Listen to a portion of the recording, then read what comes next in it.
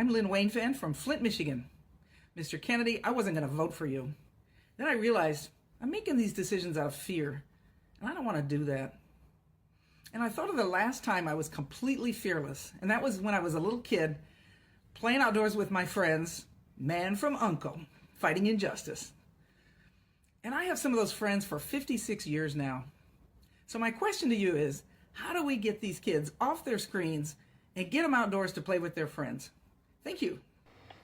Oh, Lynn, that's such a great question. And, that's something I think about all the time, and particularly about raising kids that are fearless, that we're not imbuing them with we're not wrapping them in bubble wrap all the time. And, we're getting them outdoors. When I was a kid, my parents would lock us outdoors in the morning and say, don't come back until it's dark. And we weren't allowed in the house, and we went out and played, and we climbed trees and climbed rocks and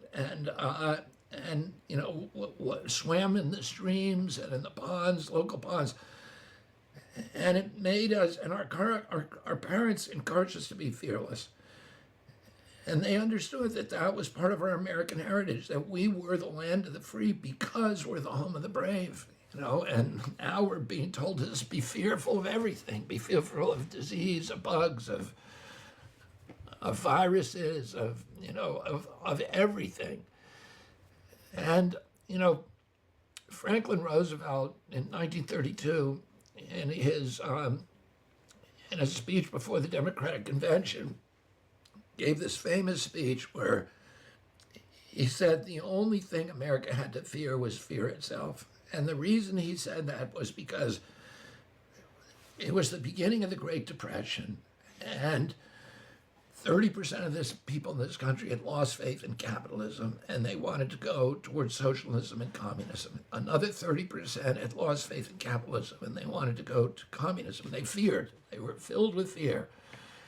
The system was broken and didn't work, and Roosevelt saw what was happening in Europe, where demagogues were rising from the left and the right, and they were using fear to get people to relinquish their constitutional rights. In Germany, in Italy, and Spain, right-wing dictators were on the rise and generating fear. In Eastern Europe, it was left-wing dictators, but they were all using fear of the Depression to get people to relinquish democracy and walk away from capitalism. And Roosevelt said, we're not going to do that here. We're going to be calm. We're going to be optimistic.